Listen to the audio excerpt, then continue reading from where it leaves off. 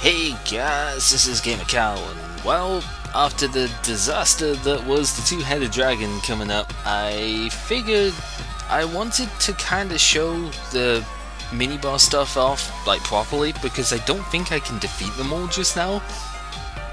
Because they are ridiculous, let's be honest. And yeah, if the two-headed dragon showed us anything, it's that these are really difficult bosses to take on, and I just wanted to show their stats off and basically just look at how ridiculous they are. Also, can I actually check anything? Nope, has not been scanned. How the heck are you going to scan this thing? I don't know. Anyway, I wanted to show the stats off and the items because each of these, not only do they drop a character specific item, but these monsters also drop their own equipment as well. And said equipment is it's usually really good for just now, but it can also be upgraded later with if you do post-game stuff. You can actually upgrade these things to be even more powerful, and that is pretty cool. I do not have all of the equipment here because they are still relatively rare drops, and I am not lucky enough to own them all, so I can't tell you what they all do, but I can tell you what some of them do. So, obviously this dragon here, like I said before, it's 2 to the power of, it is 16, right? 2 to the power of 16 is that much, because 2 to the power of 8 is 256, so yeah, I believe it's, can't believe I even have to think with that, because I should know that, but yeah, fairly sure it's 2 to the power of 16 HP there, 2000 physical attack. You saw I did 1400 damage to Alice, so yeah, there's a way of surviving it, but you have to kind of have the skill prepared in advance, and I obviously did not, so that kind of happened. No magic defense, but a virtual immunity to every magic type that is not mystic or light. So it's difficult to hit it with magic. Marissa can do it, but you may just want to bring dragon slaying physicals here, despite its its ridiculously high 650 physical defense. Dragon slaying is probably the best bet. No evasion, so you should be able to hit it even with Sargio, which is quite nice, but you're not going to be able to evade buff your way out of this guy. 255 accuracy basically nullifies any evasion attempt. You would need around about 400 evasion to properly dodge this guy, 350 to 400, and that's impossible to get. So don't expect to be able to evade him. He also has decent enough speed, I guess, and is 50% resistance to stab, just like most dragons are, so, they have some decent stab resistance, which is a bit of a bummer. So, yeah, guns with Dragon Slayers, or, other stuff. There is actually I think the final gun has a Dragon Slayer, but any lance that's got a Dragon Slayer, like that one we picked up in stage 20... Was it 20 or 21? One of them that we just picked up fairly recently. Still kind of bad against this guy because of the resistance and that physical defense, so whatever.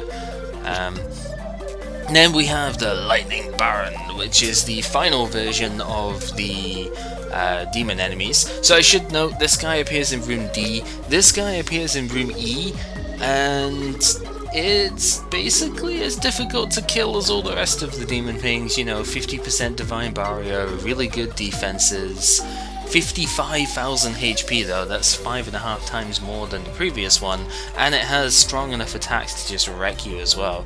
It focuses on dark and slash, however, so if you defend against those, I guess you might be able to manage it, but its attacks are incredibly powerful under Darklands, so obviously you need Reimu, you probably need another light-based attacker to stop it from getting too far up, so maybe Satori, potentially Patchouli if you've got enough bombs to Royal Flare, like tons of turns in a row, or in fairly quick succession, because you can't do it every turn, it's has a 1-turn cooldown.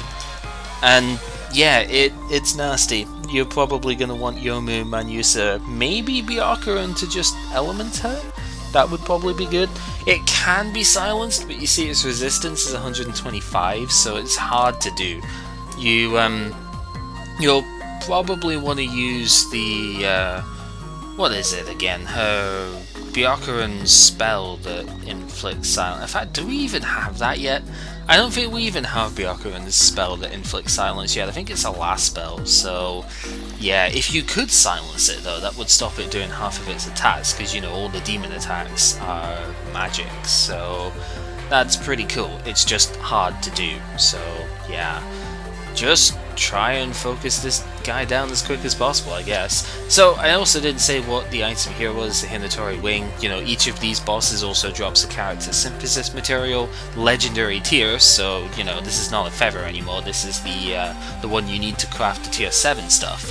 So, yeah, that's where the giant eyeball comes in. And this guy doesn't actually have his own drop, because the Devil's Heart is just an incredibly rare drop from all of the devil monsters. I've never gotten one. It must be like a 1 in 10,000 odd sort of chance to get at most. It's kind of weird, to be honest, that it's even available this sort of early on, because the post-game quest for it is a nightmare. But yeah, that's a thing that it has. It does not have its own armor like the previous one did, but that's okay because it doesn't need it. It's perfectly solid enough without having that to grind for as well. So then we have this one also appears in Rune D, I believe. So this and the dragon appear in the same room, I think. Oh, yeah, because I'm pretty sure that's it. And then there's one other that appears in Room B. I could check that just now, actually, because I have the page up. So let me just quickly check. Yeah, Room D, oh no, the dragon doesn't appear in that room. The dragon appears in the same room as the Lightning Baron. Okay. I am completely wrong with everything, apparently. So, yeah, Room D has this thing, which is immune to all physical, but elemental physical will still hit it, so Notori's pretty good against this thing if you make sure she doesn't miss. 60 evasion's not huge, but it's significant enough with the accuracy debuff on Rage 8 and stuff. It has really good magic attacks. It can deal a ton of damage with a skill called Meodora, which Satori can learn, and is extremely good for Satori to learn, so do try and get that if you can. But otherwise, just hit it with as many like Stardust skills, and Mad Thunder's pretty good in this fight because obviously it hits multiple times and this thing has no magic defense, so you can kind of punch a lot of holes in it. It's probably the easiest of the enemies here to take out, simply because it doesn't have that much HP, but it is capable of killing your entire party in one go with Meodora.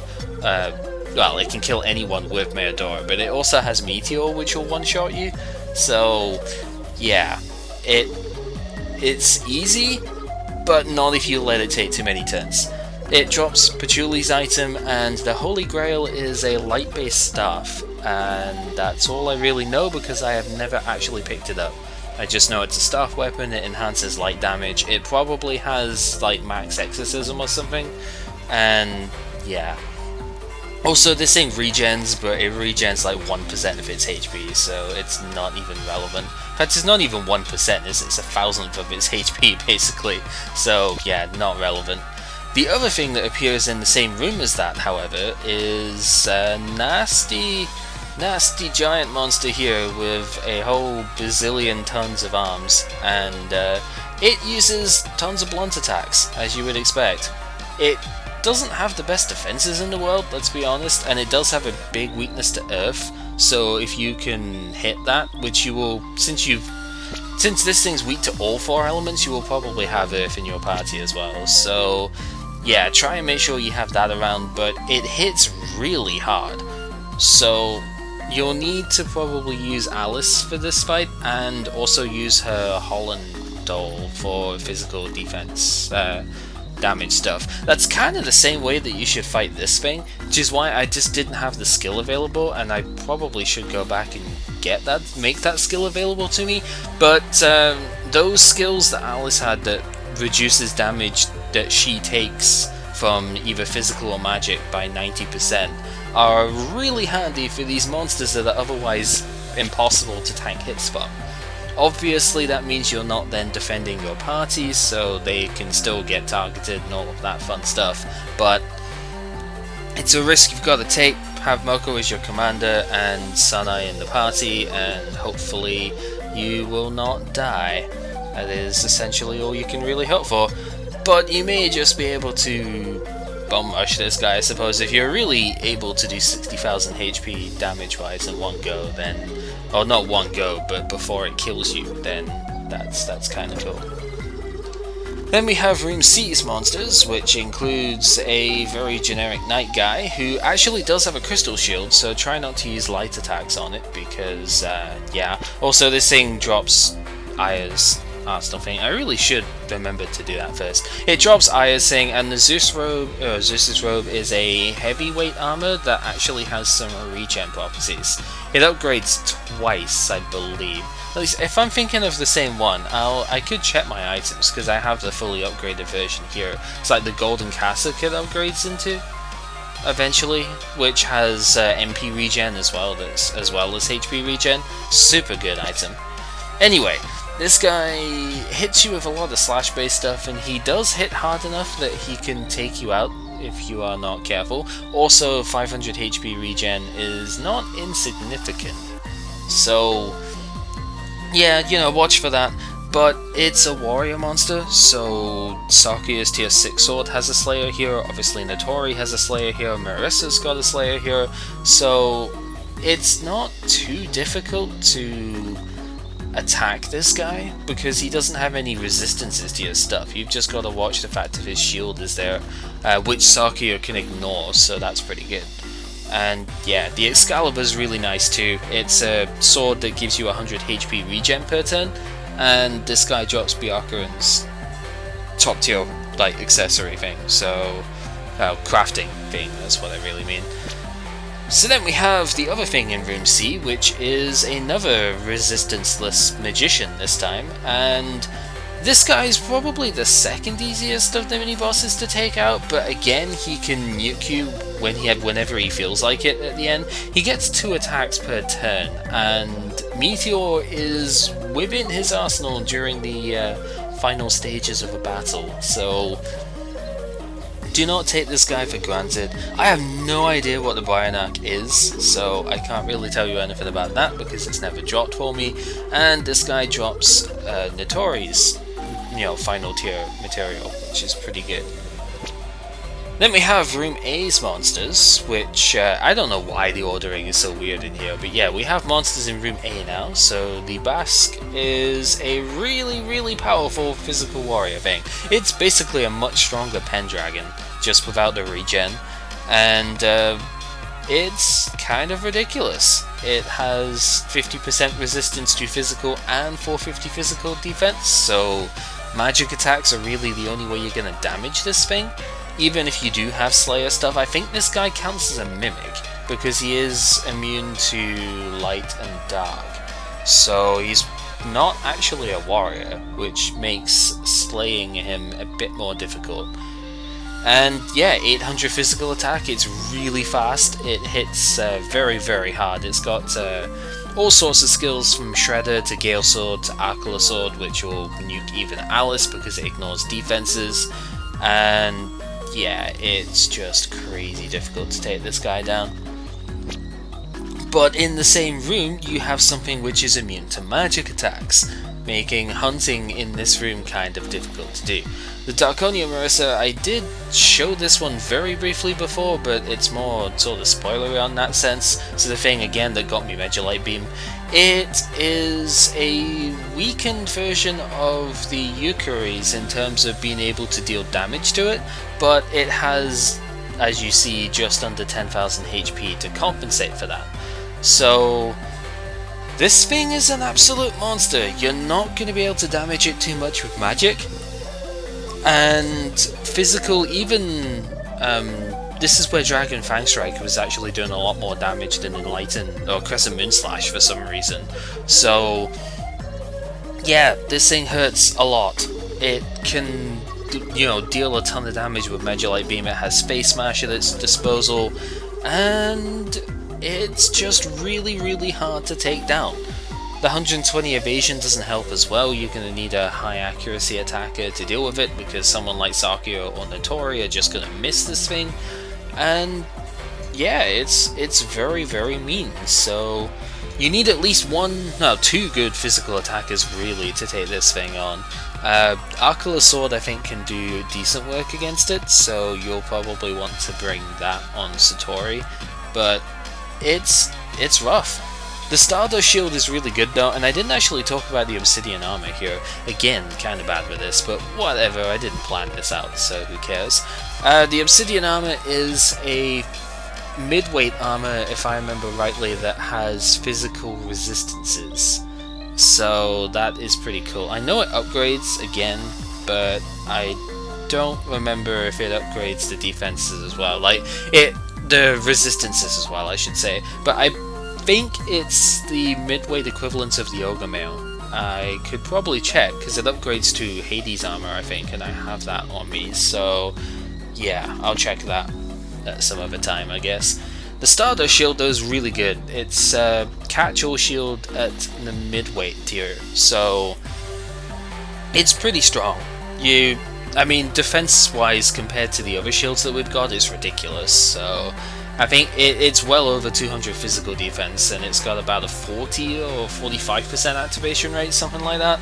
So much better than what we have at the moment. It'd be the sort of shield I would want for Alice, but obviously I need to get lucky enough to have it drop, and as you would expect from a massive Marisa Yukari, it drops Marisa's synthesis item, whereas this guy drops Yomu's one. So yeah. Then we have the other shield dropping enemy that I would really want to have the shield for Alice here, and Capricorn, probably the third easiest monster here to take out. It uses mostly water and slash based attacks, and it's not overly bulky. You just have to be able to take on the water based moves and hit it with electric, because that's its weakness here. So that's pretty cool. I don't remember what type this monster is. It might be a Aqua, and it might be a beast. I don't remember. It's probably a beast.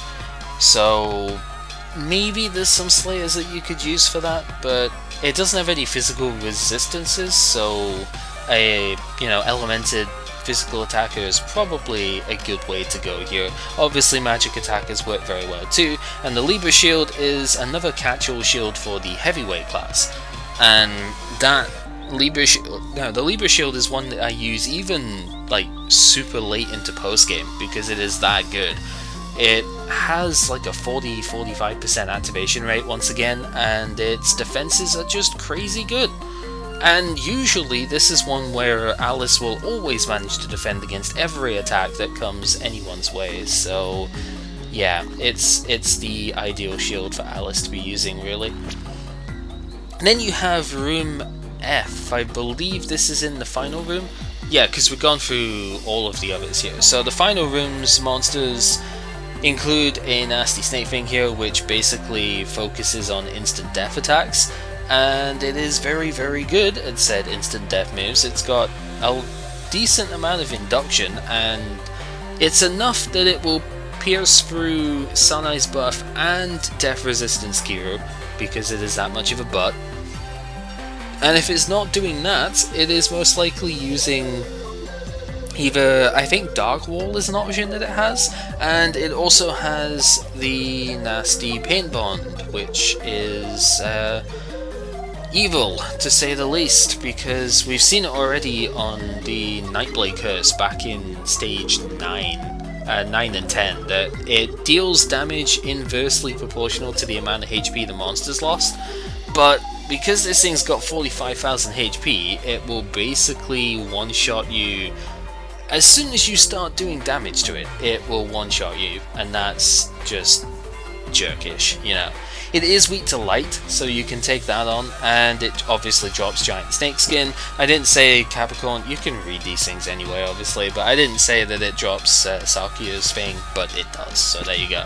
But the weapon that it drops is supposedly the best sword in the game, when, you know, it's like this super legendary sword, but you can't actually use it unless you forge it.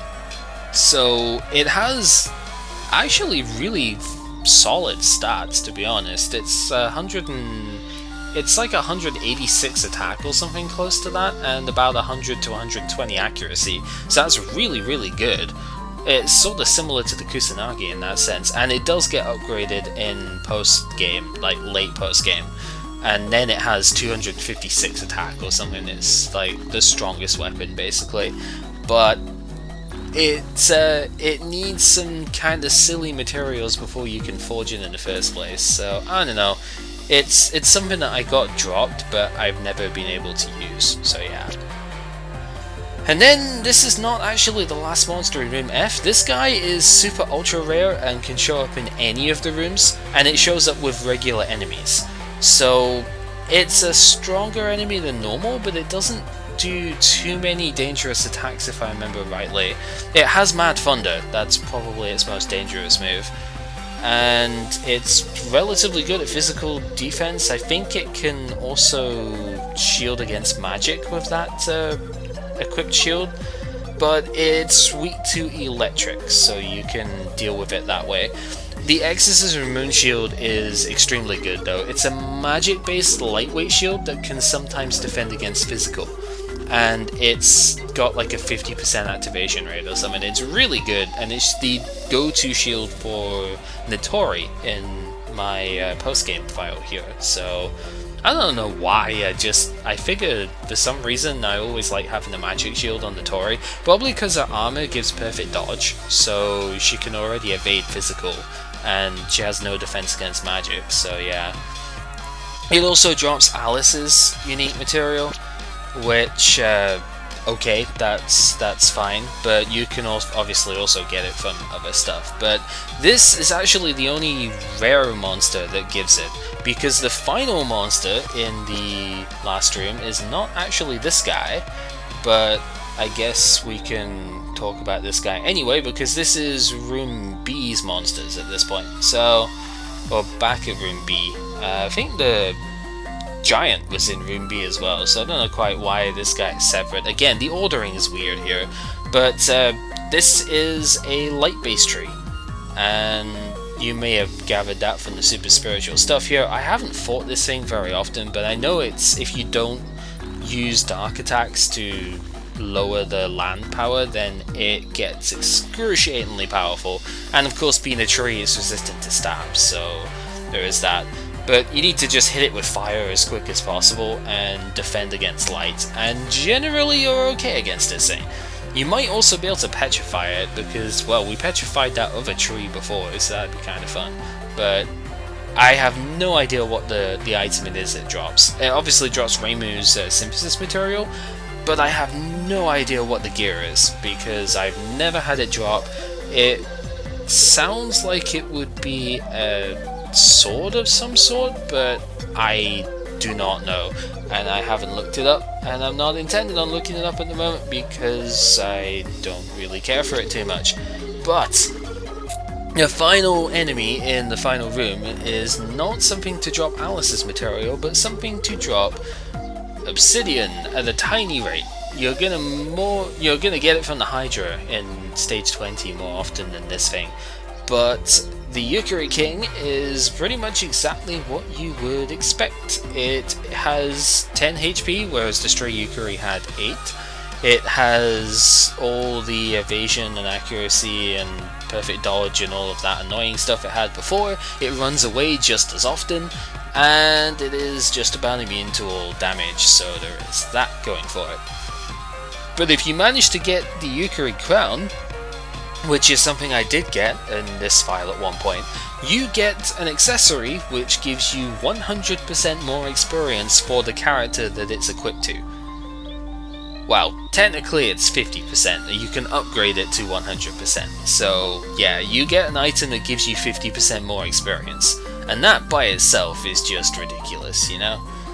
So yeah, that it's worth getting, and that's why I've killed so many of these things. Also because they show up in other areas later on, very late into post-game, like the last 3 or 4 stages or so, you can find this thing and pick it up that way, and it is super cool.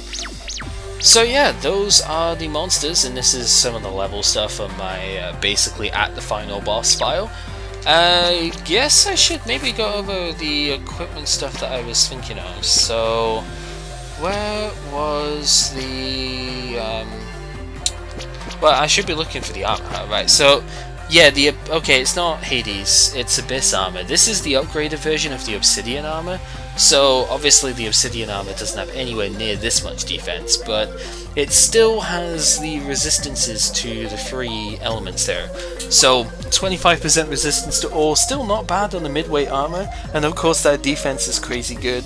Stardust Shield, as you can see here, it's okay, 228 physical, yeah, that's a lot. And the fact that it can block magic as well, and the rate of blocking is very nice too. Very, very fun stuff. What else have we got that we haven't seen? That's something we could make. I guess I don't have too many things equipped here that we have not already seen. Yeah, spoilers, these are some of the other characters that we have here, but I'm mostly just looking for stuff, so whatever. Weapon-wise, do I have any of them that I can show? Don't even know why I'm going through this. I know why I'm going through this, because it's interesting, right? To be able to show some of the stuff we're probably not going to be able to get. This is one of the weapons that I want from Cherubim, and electrocution is kind of cool. I think it was... I don't remember exactly what it debuffs. I would need to have it cast again, but it's 35% more electric damage, and it also has a lot of attack and accuracy compared to the other daggers that we have here, so pretty powerful weapon. Can I show any shield stuff? Exorcism Rune Shield, there we go. Yeah, 50% activation rate, good defenses for a lightweight shield, and it can defend against physical sometimes as well, which is... It's just really strong. Like, this is one of the post-game shields that blocks magic, and you can see it's good, but it's still not as good as this thing. It doesn't block him as often, and it doesn't have as good a defense set when it does block. Never mind the fact that it can't block physical. So this shield is good even going into post-game. That's kind of how good that is. Oh, I can show the heavyweight stuff, I guess. Libra Shield here. Yeah, 252 defense with the same 45 activation. So this is obviously better than Stardust Shield, but not every character can use it. So yeah, Alice obviously is the one you want this with, but if you can't get this, the Stardust Shield is perfectly good for her as well.